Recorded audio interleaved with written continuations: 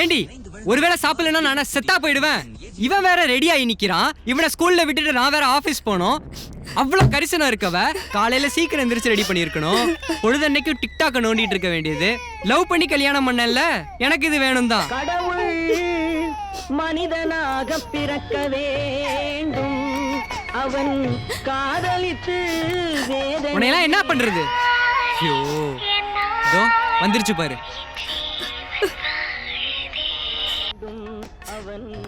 Hello sir. Sir on my way sir. Tidel Park signal தான் sir நிற்கிறேன். நான் ஆப்போசிட்டில் கிராஸ் பண்ணி வந்துடுறேன். Thank you sir.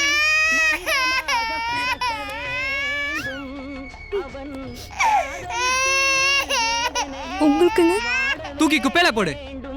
வாடா.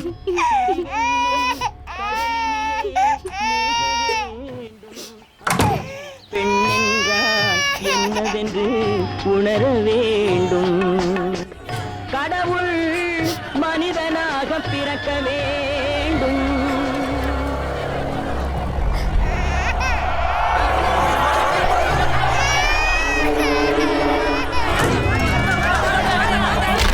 மோனிஷா வாமா வா. ஏய் என்னமா பார்த்துக்கிட்டு இருக்க? வாமா. Sorry, understand me. எதா இருந்தாலும் அப்புறம் பேசிக்கலாம். ஃபர்ஸ்ட் வாமா ப்ளீஸ். வாமா வா. சீக்கிரம் சீக்கிரம் வா.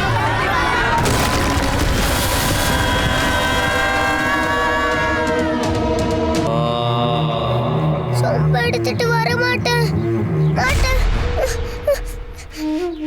சொம்பு தானே கேட்டேன். ஏன் அப்படி பயப்படுறா? இந்த உலகத்துல பெத்த அப்பாவை பார்த்து பயம் வர கொடுமை வேற யாருக்குமே வரக்கூடாதுக்கா.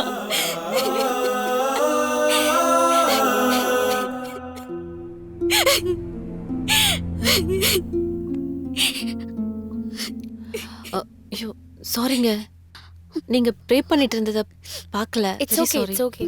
சாரி சரினா. பரவாயில்ல பரவாயில்ல. இந்த நிமிஷம் நம்ம உயிரோட இருக்கோம். இது சத்தியமான உண்மை.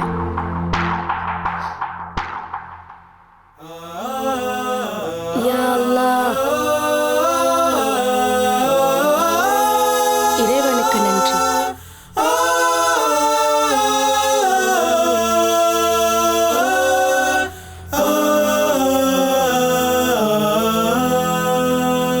இப்படி அவங்க புரிதலோட இருந்துட்டா எந்த பிரச்சனையும் வராதுல்ல.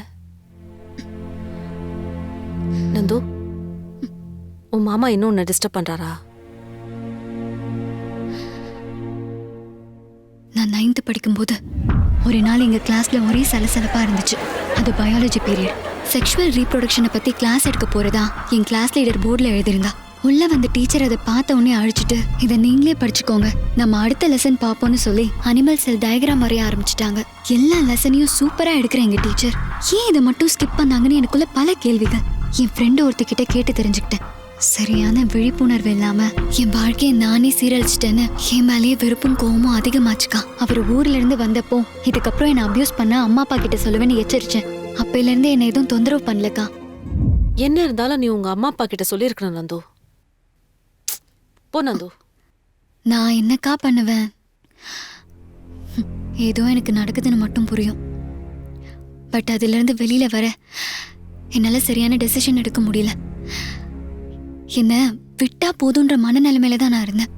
நான் என்ன பண்றேன்னு எனக்கே தெரியாம ஸ்டடீஸ்ல சரியா கான்சென்ட்ரேட் பண்ண முடியாம திடீர்னு பிலோ ஆவரேஜா போயிட்டேன். எந்த மொமெண்ட்டையும் என்ஜாய் பண்ண முடியாம என் சந்தோஷம் முழுக்க போயிடுச்சுக்கா. யார்ட்டையும் சொல்லக்கூடாதுன்னு என் மாமா மிரட்டினதுனாலையும் எனக்குள்ள இருந்த பயத்தினாலையும் பல நாள் சாப்பிடாம தூங்காம வலியோட கஷ்டப்பட்டேங்க்கா.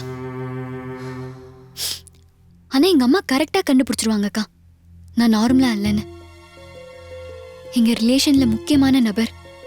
நான் இதை பத்தி வெளியில சொல்லி எனக்கு இதுல விருப்பமே இல்லைனாலும் எல்லாரும் என்னை கெட்டவன்னு சொல்லிடுவாங்களோன்னு, அம்மாக்கும் அப்பாக்கும் ஏதாவது கெட்ட பேர் வந்துருமோன்னு எனக்குள்ள இருந்த பயத்தால நான் அதை யார்கிட்டயுமே சொல்லலக்கா.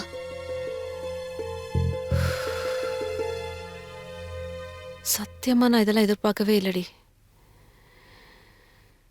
ஏதோ டார்கெட் அச்சீவ் பண்ண முடியாம வேலையை விட்டு என்னெல்லாம் விட்டு போகணுன்றதுல சேடாக இருக்கேன்னு நினச்சேன். பார்த்தா பயங்கரமாக என்னென்னமோ வெளில வருது.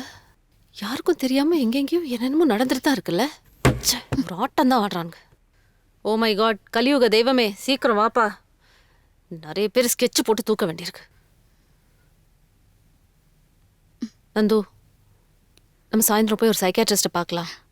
உனக்கு கவுன்சிலிங் பண்ணலாம். ம் அக்கா, நான் தான் அப்பவே பண்ணனே. ம் இது எப்படி நடந்துச்சு? எனக்கு நேர்ல போக ஏதோ பயமா இருந்துச்சுக்கா, அவங்க என்ன நினைப்பாங்கன்னு. அப்போ ஒரு நாள் டிவில டாக்டரிடம் 6 கேள்விகள்னு ஒரு ஷோ போயிட்டு இருந்துச்சுக்கா. உடனே அதுக்கு கால் பண்ணி பேசினேன். டிப்ரெஸ்ஸா இருக்குன்னு சொன்னேன். அதுக்கு அவங்க நீங்க மனசளவுல பாதிக்கப்பட்டிருக்கீங்க, அதனால கொஞ்சம் மெடிடேஷன் ஃபாலோ பண்ணுங்கன்னு சொன்னாங்க. நானும் சில நாள் செஞ்சு பார்த்தேன்க்கா. எனக்கு கொஞ்சம் சேஞ்சஸ் தெரிஞ்சுது. இப்போ அதுல இருந்து கொஞ்சம் வெளியே வந்துட்டு இருக்கேன். டாக்டர் கிட்ட, ம் டிவியில்.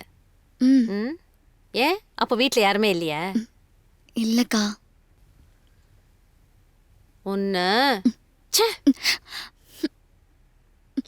அக்கா, ஒரு முக்கியமான விஷயம் சொல்ல மறந்துட்டேன் பாருங்களேன். என்னடி? ஃபோன் நீ பேசிட்டே இரு, நான் வந்துடுறேன். ம். சொல்லு லக்ஷ்மி.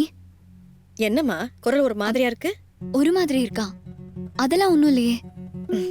சரி சரி, சாப்பிட்டியா? ம் சாப்பிட்டேம்மா. நான் சொன்ன விஷயம் பத்தி கொஞ்சம் யோசிச்சு பார்த்தியா? ஒரு 6 மணிக்கு வர மாதிரி இருந்தா கூட பரவாயில்ல. ஏமா நீயும் புரிஞ்சுக்க மாட்ற? உங்களுக்கு உங்க வேலை முடிஞ்சா போதும், அவ்வளவுதானே? மா, இங்க ஒவ்வொரு மனுஷனுக்கும் எவ்வளவு பிரச்சனை ஓடிட்டு இருக்கு தெரியுமா? உனக்கு நான் என்ன சொல்லி புரிய வைக்கிறதுனே தெரியலமா. மா, போன் வைமா முதல்ல.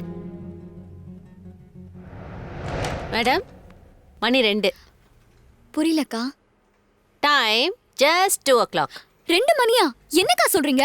அதுக்குள்ள 2 மணி ஆயிடுச்சா? ஆமா. ஐயோ, டார்கெட் சீக்கிரம் கம்ப்ளீட் வா. பண்ணுமே.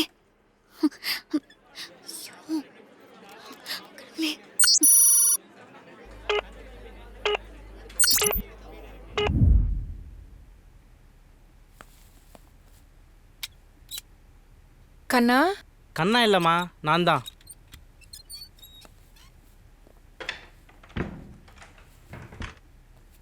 என்ன இன்னைக்கு சீக்கிரமா வந்துட்டீங்க? 2 மணி வரைக்கும் ஆஃபீஸில் தான்மா இருந்தேன். சரி, சும்மா தலையை கட்டுமேன்னு போனேன். ம். அங்கே எல்லாரையும் போலீஸ் வேனில் ஏற்றிட்டு இருந்தாங்க. ம். எதுக்கு சாயந்தரம் வரைக்கும் அங்கே இருப்பான்னு சொல்லிட்டு நேராக வந்துட்டேன். ம். ஒரு பக்கம் போராட்டத்துக்கு போனால் அட்டண்டன்ஸில் ஆப்சண்ட்டும் போட்டு சம்பளத்தையும் பிடிச்சி சனிக்கிழமையும் வரணுங்கிறானுங்க. போராட்டத்துக்கு போகாமல் ஆஃபீஸ் போனால் உழைக்கிறதுக்கு தானே ஊதியம் கேட்குறோம், நாங்கள் மட்டும் போவோம், நீ வராமல் நல்ல பேர் எடுப்பியான்னு எல்லோரும் கோச்சிக்கிட்டு திட்டுறானுங்க. ஒரே பாடாக இருக்குது. சே, வாழ்க்கை. பானே, உனக்கு டீயா காஃபியா? எனக்கு எதுவும் வேணாங்க. ரொம்ப நேரமாக கண்ட்ரோல் பண்ணிகிட்ருக்கேன். யூரின் அர்ஜென்ட்டாக வருது. அந்த பாத்திரத்தை கொஞ்சம் எடுத்து கொடுங்களேன். நான் வந்த உடனே சொல்லியிருக்கலாம்லம்மா. எங்கே அந்த கமலா? காலையிலே ஒரு மாதிரி இருந்தா. என்னன்னு கேட்டேன். தயங்கி தயங்கி அவள் பையனுக்கு மஞ்சள் காமாலன்னு சொன்னான். முதல்ல போய் பிள்ளைய பாருன்னு அனுப்பி வச்சேன். அப்படி இருந்தும் மதிய சாப்பாடு வச்சுட்டு தான் போனான். சரி, ஓகே. எங்க என்ன பண்றீங்க? நீ தான் நம்ம யூரின் வருதுன்னு சொன்னல. ஐயோ, தீட்டுங்க. அந்த பாத்திரத்தை மட்டும் எடுத்து கொடுங்க. சி, நான் கூட பயந்துட்டேன். திரும்ப. அப்போ நான் உன்னை தொட்டா உன் தீட்டு என்னை ஒட்டிக்கும்னா உன் வயிற்றுலேருந்து பிறந்த நம்ம பையனும் தீட்டு தானே. இரு, ஸ்கூல்லேருந்து வரட்டும், தூக்கி குப்பத்தட்டில் போடுறேன்.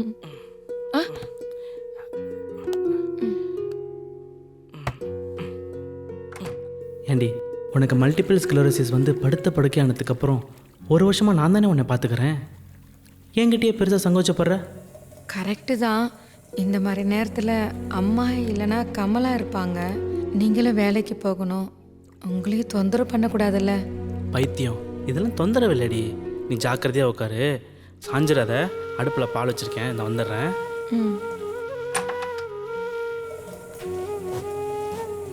பானே, முடிஞ்சுதா?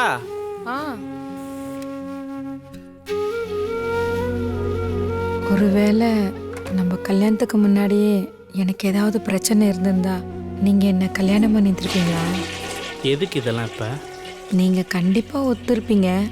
பட் நான் அந்த இடத்துல இருந்து தான் யோசிச்சிருப்பேன். அடி பாவி, எவ்வளோ பெரிய உண்மைலாம் வெளில வருது.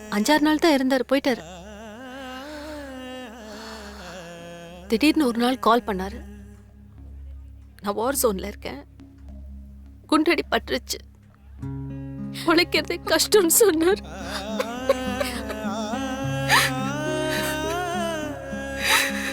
எங்களுக்கு எதுவுமே புரியல.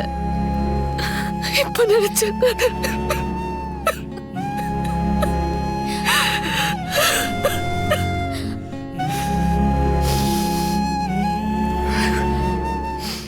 ஆனா என் போட்டு ஆள் இன்னைக்கு ஒரு அப்பா ஸ்தானத்துல இருந்து ஒரு சிங்கிள் மதரா நான் எல்லாத்தையும் பூர்த்தி பண்றதுக்கு தயாரா இருக்கேன்.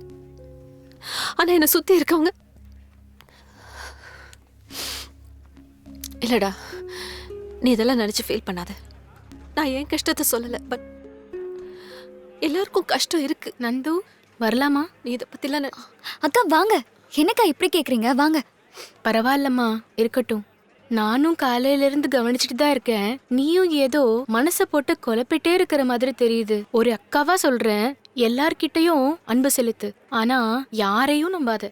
என்னடா அக்கா இப்படி சொல்றாளுன்னு நினைக்காத. என்னோட அனுபவத்தை வச்சு என் பார்வைய சொல்றேன்.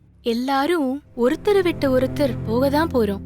எப்படி பொருட்களுக்கு வேலிடிட்டி டேட் இருக்கோ அதே மாதிரிதான் மனுஷனும் பிறக்கும் போது எக்ஸ்பைரி டேட்டோட தான் வரான்.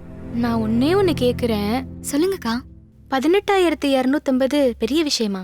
புரியலக்கா. இன்னைக்கு இருக்கிற சூழல்ல 18,250ங்கிறது பெரிய எண்ணா? ரொம்ப சின்னதுதான். சின்ன விஷயம்தான். எங்க அப்பா சாகும்போது வயசு 50. இந்த 50 வருஷத்துல எவ்வளவு பிரச்சனைகளை சந்தோஷங்களை கடந்திருப்பாரு. ஆனா அவர் இந்த உலகத்துல வாழ்ந்து கடந்த நாட்களோட எண்ணிக்கை தான் 18,250. எனக்கு பிறவிலேயே பார்வை கிடையாதுமா. உலகம் எப்படி இருக்குன்னு கூட தெரியாம நிறங்கள், மனிதர்கள், வெளிச்சம் இப்படி எதையுமே பார்க்காம வாழ்க்கைய உணர்வுகளோடையும் உணர்ச்சிகளோட மட்டுமே ஏதோ ஓட்டிட்டு இருந்த எனக்கே இப்படின்னா, கைகால் இல்லாதவங்க, மூல வளர்ச்சி இல்லாதவங்க, சின்ன வயசுல அம்மா அப்பாவை இழந்து வாழ்க்கைனா என்னன்னே தெரியாம அடிமையா வாழ்றவங்க, இப்படி இவங்களோட பிரச்சனையெல்லாம் யோசிக்கும் போது நமக்கு வர்றதெல்லாம் ஒண்ணுமே இல்லைன்னு எனக்குள்ள நானே மனப்பக்குவத்தை உண்டாக்கிக்கிட்டேன். குப்பை போடுறவனை ராஜ கௌரவமாவும் அல்றவனை ஏளனமாவும் பாக்குற சமுதாயத்துல வாழ்ந்துட்டு இருக்கோம். ஒரு தலைமுறையே தண்ணிக்கும் போதைக்கும் அடிமையா இருக்கு. இந்த கேளிக்கை உலகத்துல குழப்பவாதிகள் தான் அதிகம். யார பத்தியும் கவலைப்படாத, உன் நல்ல மனசுக்கு எல்லாம் நல்லதே நடக்கும். லைஃப செலிப்ரேட் பண்ணுமா. நான் ஏதாவது உன் டைமை வேஸ்ட் பண்ணிருந்தா சாரிமா. அக்கா அப்படிலாம் இல்லக்கா. சரி நான் வரேன். சரிங்கக்கா.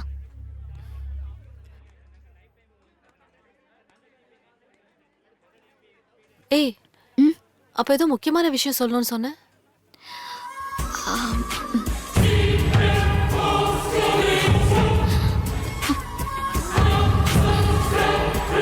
என்னடி?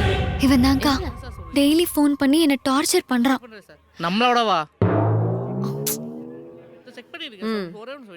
இத பத்தியும் யார்கிட்டயும் சொல்லிருக்க மாட்டியே.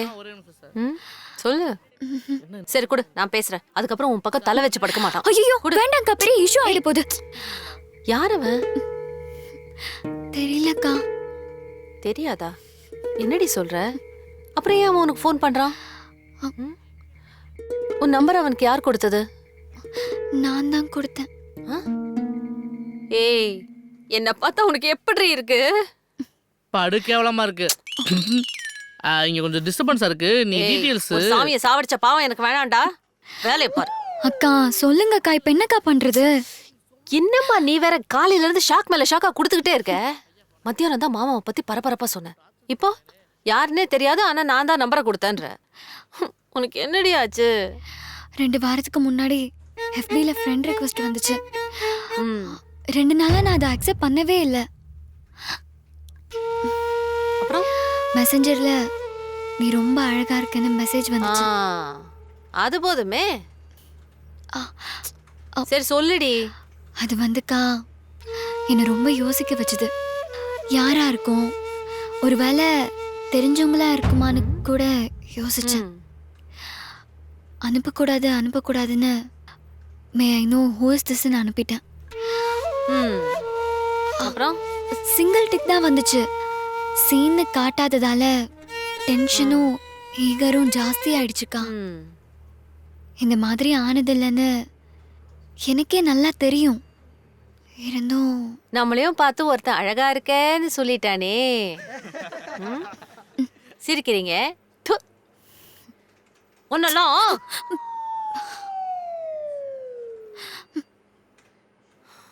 சொல்லு. 2 ஹவர்ஸ்க்கு அப்புறம் I am Vinod.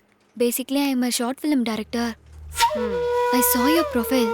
You're so beautiful. Are you interested in acting? If interested, send me your mobile numberன்னு மெசேஜ் வந்ததுக்கா. அதான் கிளைமேக்ஸ் நீ ஃபர்ஸ்டே சொல்லிட்டியே, அப்புறம் என்ன? நம்பர் அனுப்பிட்டேன்க்கா. Very good. எல்லாரும் இதே தப்பை தான் பண்றீங்க. வாண்டடா போய் மாட்டிக்க வேண்டியது, அதுக்கப்புறம் பிரச்சனை என்னை தேடி வருதுன்னு புலம்ப வேண்டியது. இப்ப சொல்றேன்டி, நீ பக்கம் கேவலமா இருக்க. என்ன அன்ஃப்ரெண்ட் பண்றியா, பிளாக் பண்றியான்னு பாக்குறேன். இத மட்டும் கரெக்டா பண்ணு. இல்லக்கா, அவன் மோட்டிவ் தெரிஞ்சதுல இருந்து நான் அவனோட பேசுறதே இல்ல. நீ ஸ்ட்ராங்கா இருந்தா உன்கிட்ட யாரும் வரமாட்டாங்க. நீ எவ்வளவு இடம் கொடுக்குறியோ அதை பொறுத்துதான் மத்தவங்க நம்ம கிட்ட நடந்துக்கிறது. உன் மனசும் சிந்தனையும் சரியான பாதையில போச்சுன்னா கெட்டது எல்லாமே உன் மனோதிடத்தை பார்த்து விலகி ஓடும்.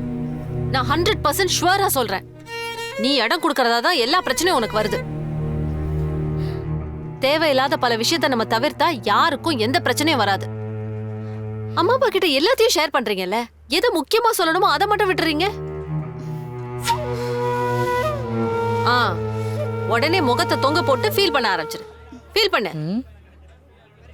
நான் ஃபீலிங்ஸ் ஆஃப் இந்தியாவா? டேய், நீ இன்னும் சாவலையாடா? நான் உன்கிட்ட பேசவே இல்லை, நான் நடந்துட்டு தான் பேசுறேன். நீ பேசுடா, நீ பேசு. அவளுக்கு தான் ஏற்கனவே டைம் சரியில்லை. ஐயோ, டைம் ஆயிடுச்சுக்கா. தெரியுதுல்ல? ஐயோ, டார்கெட் முடிக்கணுமே. கடவுளே, இந்த காலாத ஓகே ஆகணும்.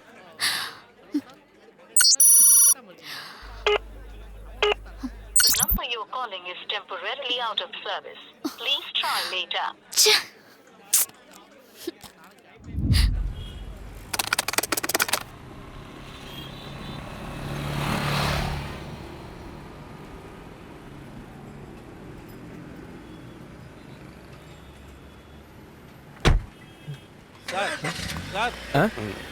சார், கையில் அடிபட்டிருக்கு சார். கொஞ்சம் போற வழியில் ஹாஸ்பிட்டல் இறக்கி விட்டுறீங்களா? யோ, யாரையா நீ மணல் லிஃப்ட் கொடுக்க முடியாது, போயா. Sir please sir, please sir. Sir நவுரியா? போற வழியில் பொண்ணும் நிக்கிறா சார், அவளையும் கூட்டு போகணும் sir. Please sir, please sir, கொஞ்சம் ஹெல்ப் பண்ணுங்க சார். யாரு? Thank you sir, thank you sir. போகலாம் சார், போகலாம் சார். சார் கொஞ்சம் வேகமாக போங்க சார். பொண்ணு தனியாக இருப்பா சார், ப்ளீஸ் சார். ஐயோ சார், இவ்வளோ ஸ்பீடு வேணாம் சார், கொஞ்சம் ஸ்லோவாக போங்க sir. Please sir, please sir. Sir இன்னும் கொஞ்சம் வேகமாக போங்க sir, please sir. Please sir, please sir, please sir. Sir இவ்வளோ வேகம் இல்லை சார், கொஞ்சம் மெதுவாக போங்க சார். என்ன சார் இது?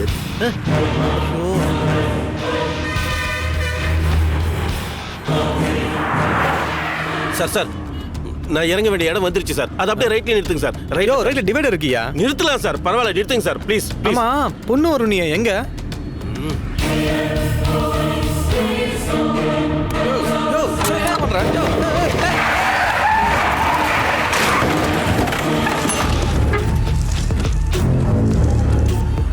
வா குடு, இன்ஜெக்ஷனை கொடு.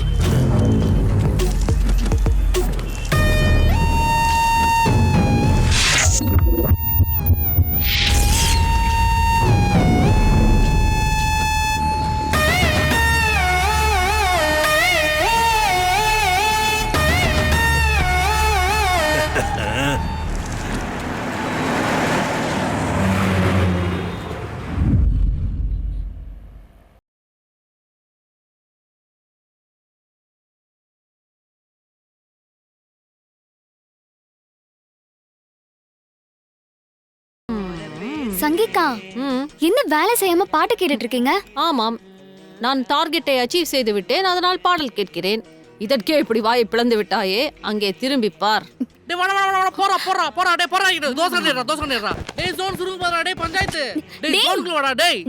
என்னடா பண்ணிட்டு இருக்க?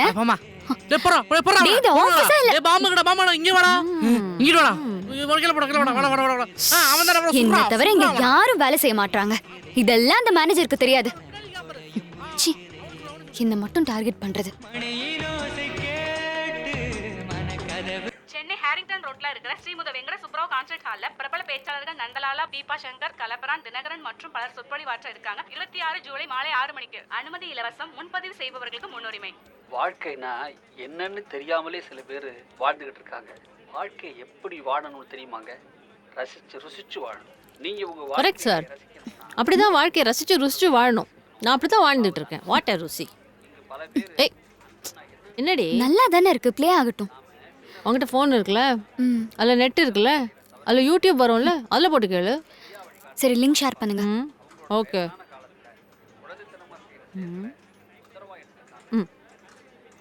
கோடி ரூபாய் வச்சிருந்தீங்கன்னா தான் கடனை தள்ளுபடி பண்ணுவாங்க. கொஞ்சம் வெளிய விடுங்க ப்ளீஸ். போமா. பிரியா, தேங்க்ஸ்டா. பரவாயில்ல, இருக்கட்டும்க்கா. எந்த ப்ராப்ளம் இல்லைல்ல? மேனேஜர் சொன்னாரா? எந்த பிரச்சனையும் இல்லை. தேங்க்ஸ். அக்கா, இதில் எல்லாத்தையும் நான் முடிச்சிட்டேன். இதை மட்டும் நீங்கள் பார்த்துக்கோங்க. ஓகே ஓகே, நான் பார்த்துக்கிறேன். கொடுங்க சார். ப்ரூஃப் என்ன சார் இது? இதுல ஒரு அட்ரஸ் இருக்கு, அதுல வேற அட்ரஸா இருக்கு. அதுக்கு நான் என்ன பண்ண முடியும் மேடம்? நான் வந்து சரியான அட்ரஸ் தானே கொடுத்தேன். வேலை பார்க்குறவங்க தப்பா அடிச்சு வச்சிருக்காங்க. இதனால எத்தனை அலைச்சல், எத்தனை பிரச்சனை. என் லைஃப்ல எத்தனை ஆபீஸ் ஏறி ஏறி ஆன்லைன்ங்கிறாங்க, அது இதுங்கிறாங்க. எதுவுமே பிரயோஜனம் இல்லைங்க. யாரை போய் கேட்கறது? அது நான் என்ன சார் பண்ண முடியும்? இப்போ 8 நம்பர் கவுண்டர் போய் பாருங்க. வாழ்றதுல அர்த்தமே இல்லை. நாளைக்கு சராசரி 20 பேருக்கு மேல இதே பிரச்சனை வராங்க. ரொம்ப மோசம் பண்றாங்க சார். கடமைக்கு வேலை பார்க்குறாங்க சார். நீங்க வேற. ஆமா சார், ஒரு வேலையை ஒழுங்கா பார்க்கறது இல்ல. ஆமா, சம்பளம் பத்தலன்னு மட்டும் போராட்டம் பண்றாங்க. என்ன தம்பி, கரெக்ட் தானே தம்பி?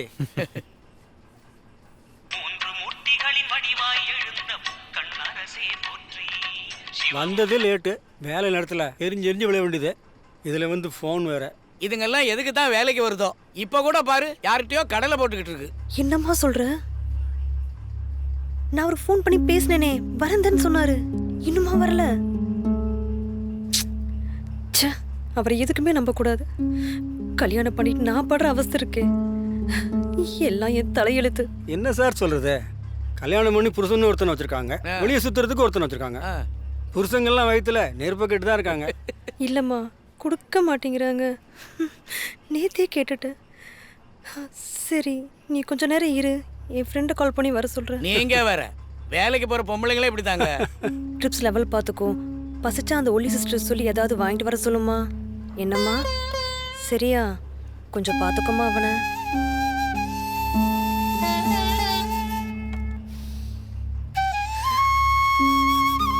இப்படி ஒரு வாழ்க்கை வாழ்றதுக்கு செத்துறலாம்.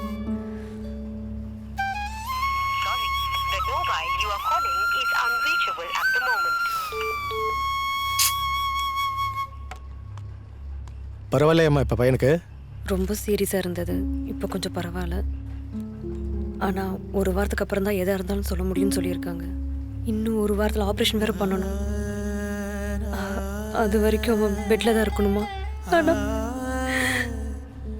என்ன வேணா ஆகும் சொல்லியிருக்காங்க.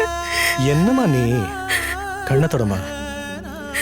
இந்த காலத்தில் யாரையும் நம்ப முடியல. நம்ம மனசில் சுத்தம் இருக்கா, அவ்வளோதான். கரெக்ட் சார், நல்லா பேசுறீங்க சார். நீங்க எந்த ஏரியா சார்? நான் பல்லாவரம். நீங்க? குரோம்பேட்டை. என்னம்மா இவ்வளோ பெரிய பிரச்சனையை வச்சுக்கிட்டு இங்கே உட்காந்துருக்க? இந்த மாதிரி நேரத்தில் தான் நீ பையனுக்கு சப்போர்ட்டாக இருக்கணும். லீவ் போட்டு போகலாம்ல? 3 months லீவ் முடிஞ்சிருச்சு. மேனேஜர் வேறு லீவ் தர மாட்டேங்கிறாரு. யாரோட பிரச்சனை யாருக்கு தான் புரியுது? அந்த கடவுளுக்கு தான் வெளிச்சம். நான் வந்து உயர்ந்த ஜாதியில் பிறந்தவன். நீங்க? அப்போ உங்க பேச்சில் இருந்தே தெரிஞ்சது. தம்பி எப்பவுமே சிரிச்சுக்கிட்டே இருக்காரு, குழந்தை மாதிரி. நீங்க தம்பி? என்னடா என்ன இதை பற்றி பேசலன்னு பார்த்தேன். நான் அம்மனமாக பிறந்தவன். அப்போது உனக்கு உன் பிள்ளைய விட உன் வேலை தான் முக்கியமா? ஃபேமிலி ரன் பண்ணுறதுக்கு தான் முதல்ல எல்லாரும் வேலைக்கும் வரோம்மா. நாளடைவில் எதுக்கு வேலைக்கு வரோங்கிறதே மறந்துடுறோம். குழந்தை தாம்மா முக்கியம். போய் முதல்ல குழந்தைய பாருமா. சேதுராமன், மேனேஜர் கூப்பிடாரு. தவிர எதுக்கும் மேனேஜர்கிட்ட நான் ரெக்வஸ்ட் பண்ணுறேன். ஏதாவது ஹெல்ப்னா என்கிட்ட கேளு.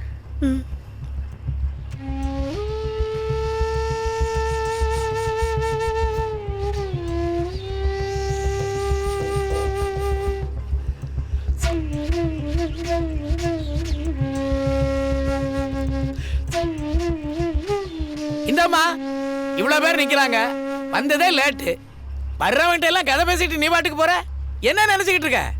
உங்களுக்கு யார் நல்லா வேலை பார்க்குறாங்களோ நீங்கள் அவங்களே வேலைக்கு வச்சுக்கோங்க. மேடம் அவங்களையும் கீழ்த்தரமாக தான் மேடம் பேச இந்த வாங்கிக்கலாம்.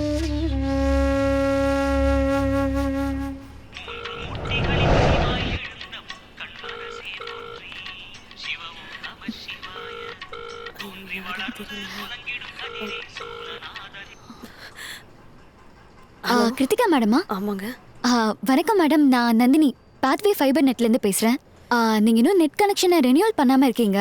அதான் என்ன காரணம்னு தெரிஞ்சுக்கலாம்னு ரெனியூவல் பண்ண சொல்லலாம்னு தான். கிட்டான சூழ்நிலை இருக்கேன், கொஞ்சம் புரிஞ்சுக்கோங்க. ஈவினிங் கால் பண்ணுங்க, இல்லை நாளைக்கு கால் பண்ணுங்க. Sorry madam.